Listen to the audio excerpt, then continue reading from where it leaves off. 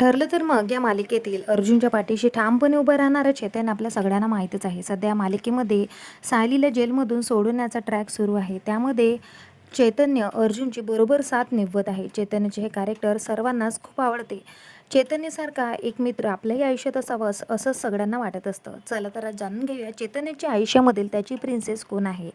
चैतन्याच्या आयुष्यामधील जुली टेमकर नावाची एक मुलगी आहे, जी त्याची मैत्रिणीपेक्षा जास्त आहे. दोघंही जण एकमेकांच्या इंस्टाग्राम पोस्टला शेअर करत असतात. शिवाय दोघंही आता सध्या डेट करत आहे.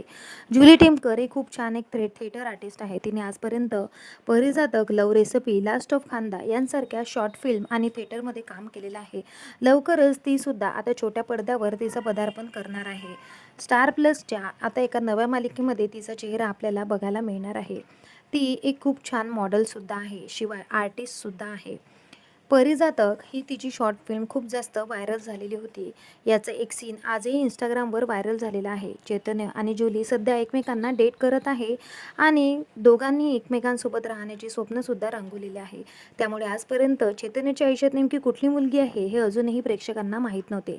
चैतन्यचे खरे नाव चैतन्य सरदाश पांडे आहे. त्याचे वडीलसुद्धा एक खूप मोठे थिएटर आर्टिस्ट आहे. त्यांनी आजपर्यंत खूप मोठ्या मोठ्या मालिका आणि थिएटरमध्ये काम केलेलं आहे.